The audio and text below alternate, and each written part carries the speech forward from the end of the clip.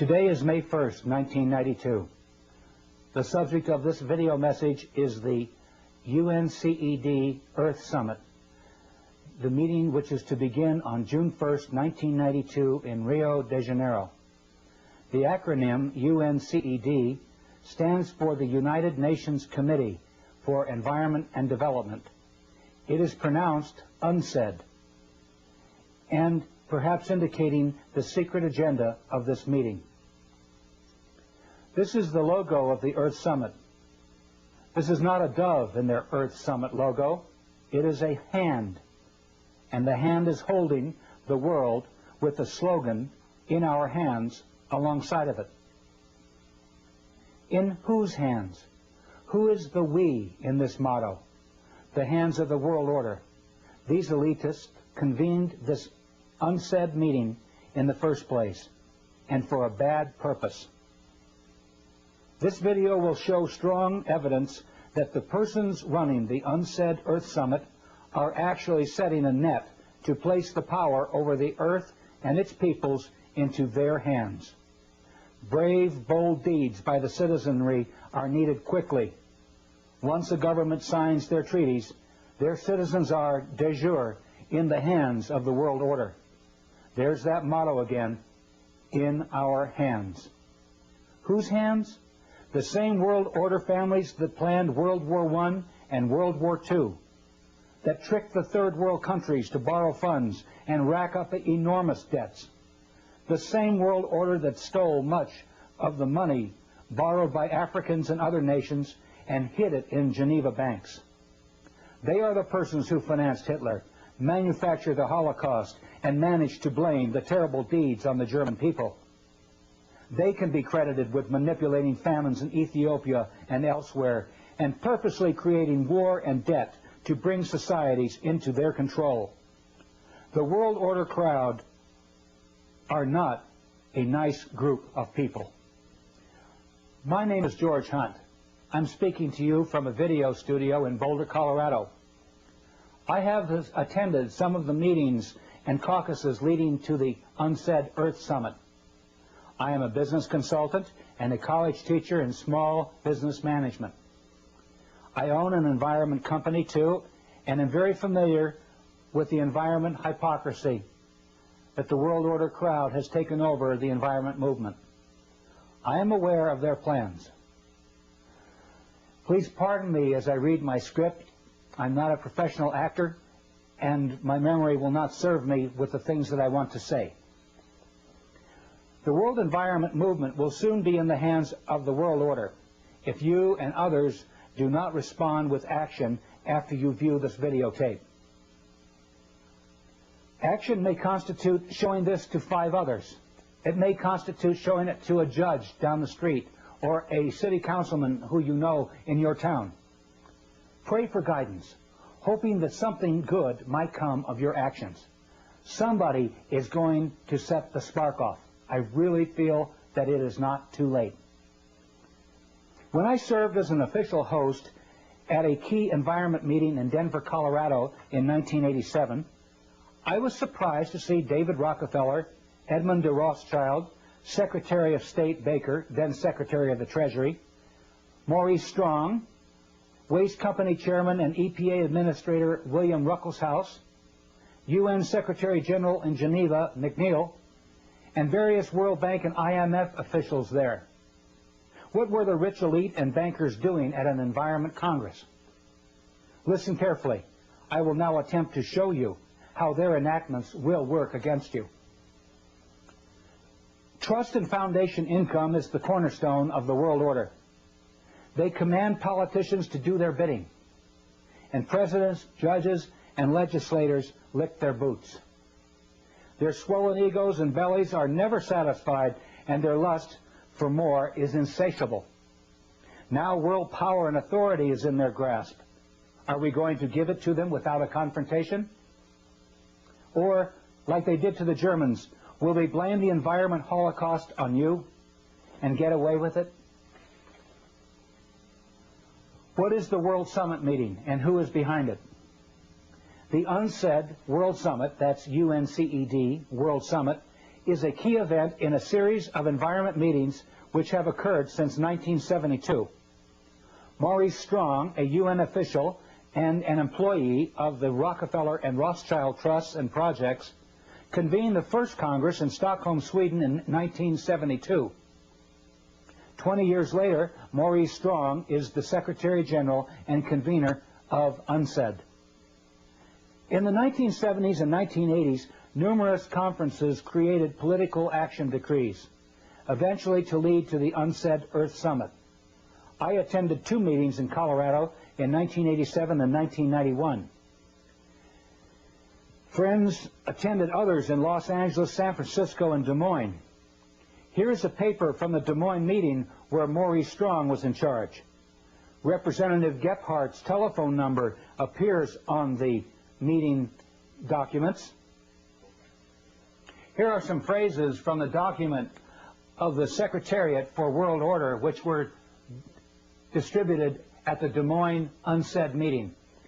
We are the living sponsors of the great Cecil Rhodes' will of 1877, in which Rhodes devoted his fortune to the extension of British rule throughout the world and colonization by British subjects of the entire continent of Africa, the Holy Land, the valley of the Euphrates, the islands of Cyprus and Candia, the whole of South America, the islands of the Pacific not heretofore possessed by Great Britain, the whole of the Malay archipelago, the seaboard of China and Japan, the ultimate recovery of the United States of America as an integral part of the British Empire. We stand with Lord Milner's credo. We too are British race patriots, and our patriotism is the speech, the traditions, the principles, the aspirations of the British race. Do you fear to take this stand at the very last moment when this purpose can be realized? Do you not see that failure now is to be pulled down by the billions of Lilliputians of lesser race who care little or nothing for the Anglo-Saxon system? Copies of this document are distributed to you with this videotape. At the Fourth World Congress meeting in 1987, some other bad remarks about common people were made. I'm going to play them for you now. For instance, here is David Lang, a Montreal international investment banker, one of their pack, decreeing that these environment and economic activities of the world order not be shared with the public. He calls us cannon fodder. Listen to this. I suggest, therefore, that this be solved not through a democratic process. That would take too long and devour far too much of the funds to educate the cannon fodder, unfortunately, which populates the earth. We have to take almost an elitist program that we can see beyond our swollen bellies and look to the future in time frames and in results which are not easily understood or which can be, with intellectual honesty, be reduced down to some kind of simplistic definition. Does it make you feel uncomfortable that the arrogant rich are close to complete rule over the United States, Canada, and other countries? Here's more. The decrees leading to the Earth Summit were dictated without debate or opportunity for dissent. The treaties the world order once signed at UNCED will supersede national laws. Yet I saw the major decrees at the Fourth World Congress dictated into existence by Edmund de Rothschild. You can hear it too. Listen to him dictate. Rothschild got these major decrees into the United Nations resolutions without debate or challenge. But perhaps this conference might like to think more about the Marshall Plan, which had been mooted and put forward very tentatively at the Denver conference. And perhaps this might be the keynote of what you have heard today and what perhaps you might like in some perhaps amended form to have put forward.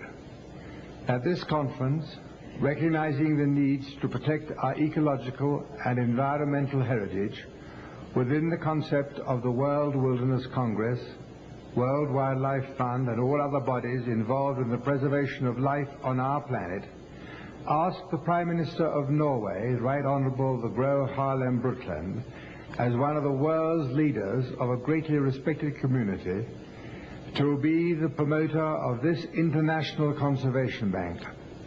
By her Brundtland report, which has been widely circulated to world leaders, she could follow up this report with the recommendations to promote a second Marshall Plan, the third world debt relief, and finance for a stable development. Nobody at that caucus mentioned a second world Marshall Plan or a new currency system to finance a stable development. The World Conservation Bank had not been thoroughly discussed at all. I was denied the opportunity to openly challenge Rothschild's remarks at the caucus by the World Conservation Bank President and meeting chairman, I. Michael Sweetman. In world politics, the names of First World, Second World, Third World, and Fourth World are used to describe blocks of political entities. The First World is the capitalist countries of Europe and North America. They are industrial and are, therefore, the world's biggest polluters. The Second World is the Soviet Union and the Eastern Bloc countries. Do you remember Rothschild referring to a Second World Marshall Plan? He was speaking of the Soviet Bloc countries, not a second Marshall Plan. He was speaking of the Soviet Bloc countries and that they will be rescued by First World money. Europe was granted huge sums of money by the Marshall Plan in 1949, and the Second World will receive billions of North American money in this repeat performance. And guess what banking family will act as the main money changers for the Russian ruble, possibly absconding with billions? The Rothschild Group, of course. Rothschild made these remarks back in 1987, 2 years before the Berlin Wall was torn down. He was bragging to us that he knew the Soviet regime would collapse. Here are some April 1992 news articles about the progress of Rothschild's Second World Marshall Plan. They come from the New York Times, and the world order is right on time. Here is a April 15th, 1992 New York Times headline. $44 billion needed to aid ex-Soviets in 1992, IMF says. It's needed for a shift to the free market. Most of the help would finance imports of food and spare parts for 15 republics. My response to that is, sure. Another article in the international edition of the New York Times, Wednesday, April 29th, 1992, had this to say about Rothschild's Marshall Plan. Although there has been much talk about building a new political order in the post-Cold War world, the events here in the last few days make clear that a new economic order is also rapidly emerging.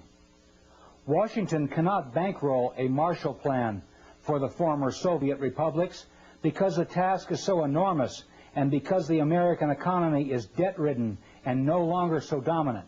That is why Washington has asked the IMF to run the rescue operations, which are expected to cost $44 billion this year. Well, Rothschild really called it, didn't he? Soon after these remarks were made, the Rothschilds reopened the Rothschild Bank in Frankfurt, Germany, after 50 years of closure. They are now conveniently available to stabilize the Russian ruble with money from the West. Question: do we really want to send North American money abroad so the Rothschilds can make multi-billion-dollar windfalls on the currency trades? Let's talk about the Third World now. The Third World are those countries who have emerged since World War II. Young and easily fooled, the World Bank under Robert S. McNamara played bad tricks on them, spiriting billions of loan dollars back to Swiss bank accounts through fictitious African addresses. They now owe $1.5 trillion to the world banking system with nothing to show for it except poverty and cruel loan collections. Maurice Strong has suggested an ominous scenario at the UNCED meeting, which could break out if his words are to be believed.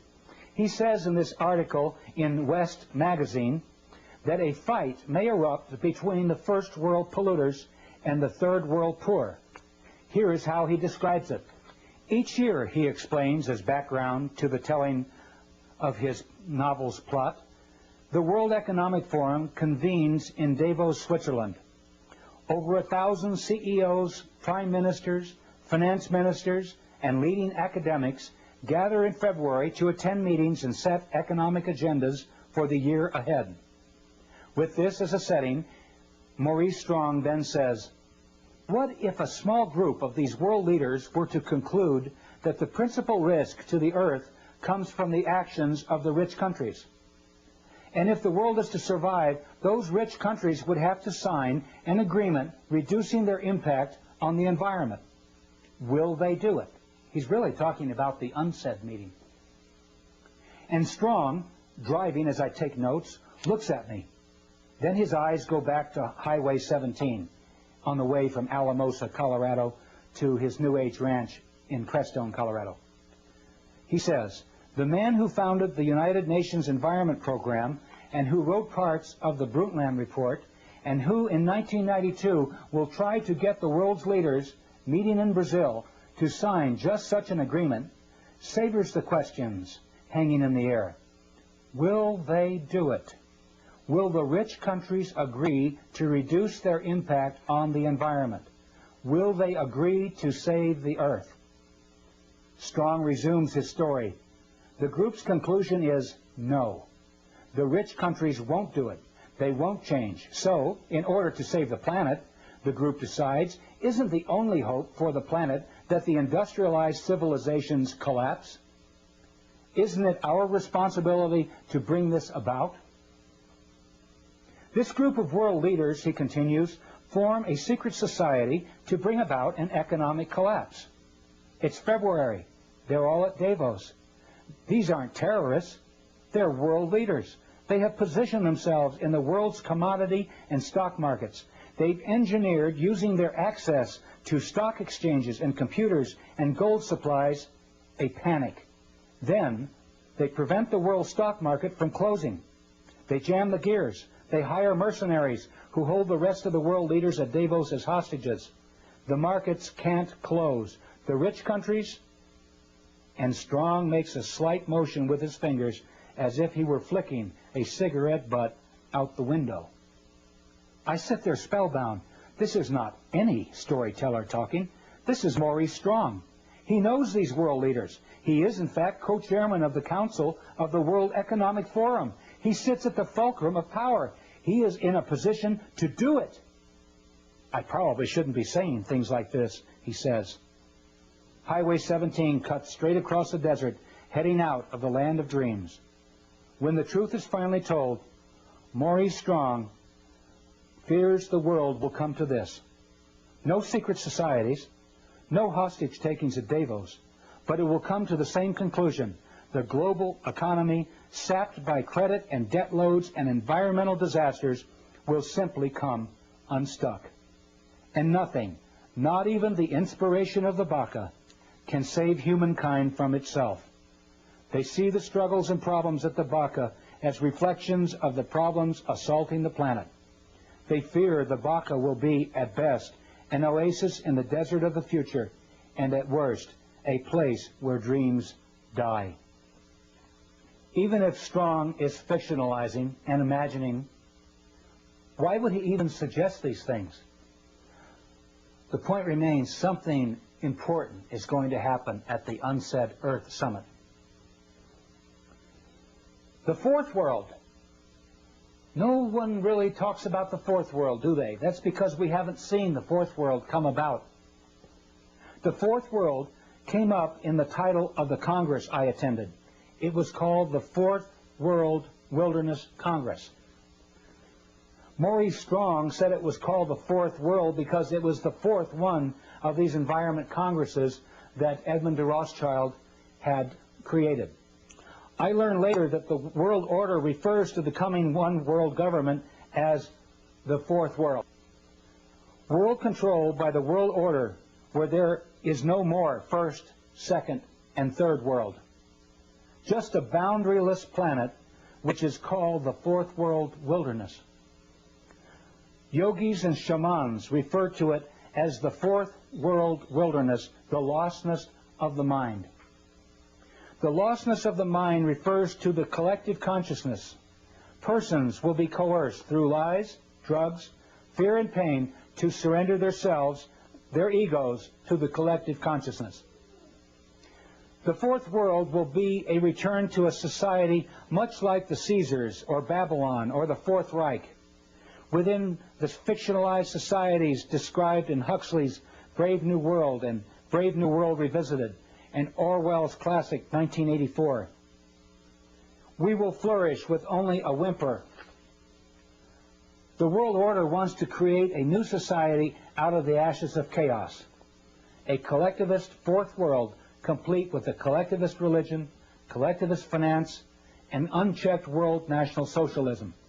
The world order will offer Gaia, Mother Earth, to the masses as the Big Brother image to worship in the fourth world. Maurice Strong has already set up a 140,000-acre project in Crestone, Colorado, to develop this Earth religion system. Projects are funded by the Rockefeller Fund, among other foundations. The Earth Summit will link environment with industry. The lords of the UNCED conference will be the masters of who gets what and when if we don't do something about it quickly. Who leads the environment movement? The convener of the summit, Maurice Strong, identifies Baron Edmund de Rothschild as the creator of the environment movement. Here are his own words describing Rothschild as the positive synthesis of environment on the one hand and growth and development on the other. Listen carefully as Maurice Strong introduces Baron de Rothschild. So there is no better person.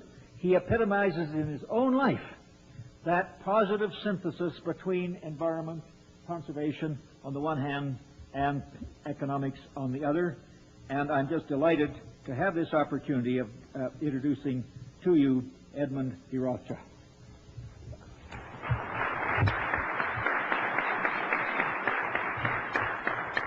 Maurice, thank you very much indeed for all that you've said, and I would ask the audience to take with a slight grain of salt all that he has said about me. Rothschild is the positive synthesis of environment on the one hand, that's the thesis, and growth and development on the other, that's the antithesis. He very clearly admits that the Rothschild combination, including the Rockefellers and most world capitalists, aim to control the environment and development movement as the synthesis. Power will converge into their hands through the Rio Conference. The synthesis, the head of the power, merges into the House of Rothschild. Another speaker at the Fourth World Conference was David Rockefeller, world energy capitalist and banker. He was named Mr. Growth and Development at the meeting. His counterpart, William Ruckelshaus, organizer of the EPA and creator of its laws under Presidents Ford and Reagan, was dubbed Mr. Environment.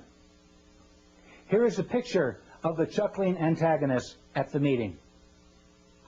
Mr. Environment Ruckelshaus is the CEO and chairman of the board for BFI, Browning Ferris Industries, one of the largest private environment companies in the world.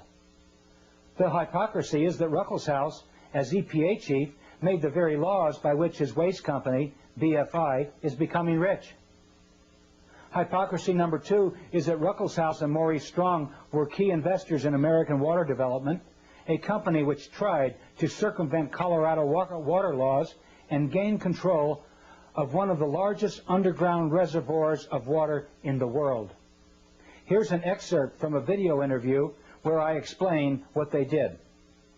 And I did a survey of the people down in the San Luis Valley, and I sent letters out to these farmers last December, and I said, what will happen if Maurice Strong and William Ruckelshaus and others pull water, 200,000 acre-feet of water out of the San Luis Valley?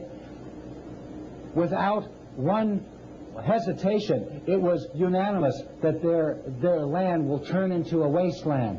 It'll turn into a desert. So here we have people at an Environment Congress that are then waltzing 200 miles south of Estes Park down in the San Luis Valley of Colorado that want to suck the aquifers dry and turn it into a desert. The hypocrisy is so deep. They failed in their attempt because the people learned what they were doing and defeated them. Here is a newspaper article that shows their defeat. I hope we can do it again around the UNCED meeting. Let's hear a little more from Maurice Strong and Edmund de Rothschild and lock in on what kind of people are running the UNCED Summit meeting.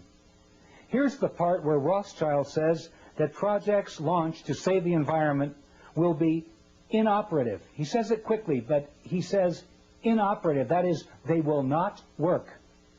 And listen to Rothschild snidely suggest that we build dry ice machines and ship up the dry ice to the North and South Poles to keep them from melting.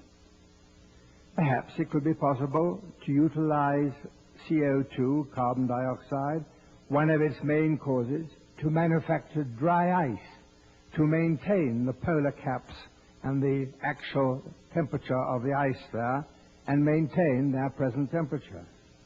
Innovative and modern technology, world waste material, collected and perhaps burnt in volcanic areas or buried so deep in the earth, in the wilderness desert areas of the mid-Sahara where nobody goes, or in the empty quarter in Arabia or the Gobi Desert. But all these ideas and visions, some far-fetched, and above all, the continuation of this Congress needs money. I will play the full speech after this video, and you will hear him say that the world order has these problems. Its indigenous people and its wildlife. People and wild animals are problems? What kind of madness are these world order Caesars afflicted with? I hope I have given you enough information to expose the designs of the world order crowd. They hope to run the lives of people for generations to come. They are the same crowd who created a Hitler, arranged the assassination of Lincoln and Kennedy, and have indicated elsewhere that they want to drastically reduce the population of the world to make environment and development more sustainable. Please quickly carry the truth to others. This video has photocopy exhibits accompanying it too, and you can make unaltered copies of this videotape as much as you please. Large quantities can be ordered at $8 a piece, including photocopied materials, plus postage, until July 4th, 1992. Send your orders and checks to this address. If you want to talk, I will call you collect. So send me your phone number. The light of freedom is going out throughout the world. You know who the culprits are now. It may not be too late to educate key people who can stop them. And you, watching this videotape, are one of the sparks that may ignite the countryside into flames of indignation against these people. Perhaps society still has some leaders that won't let us down. Goodbye and God bless you. So let's get the proceedings running now, and we will see how we go. Thank you. Mr. Maurice Strong, whom most of you already know. Thank you very much, and you've already heard perhaps too much from me, so I think we're reaching the point at which we want to involve you, all of you, in the next step of this conference, which is really to come to grips with some of the principal action-oriented issues. And one of the most important initiatives that is open here for your consideration is that of the Conservation Banking Program. As we mentioned this morning, we have as our chairman, fortunately, the person who really is the source of this very significant concept. He is one of the trustees of the International Wilderness Foundation, which sponsored this meeting. He was at the first of these congresses. So his conversion to the relationship between conservation and economic development has been a pioneering one. Is work on mini dams. I used to be in the hydroelectric power part of the energy business myself. Many of the energy developments that we've seen have come from his early anticipation of our energy needs and his early work in supporting pioneering initiatives to deal with these needs. So there is no better person. He epitomizes in his own life that positive synthesis between environment, conservation on the one hand, and economics on the other. And I'm just delighted to have this opportunity of introducing to you Edmund de Rothschild.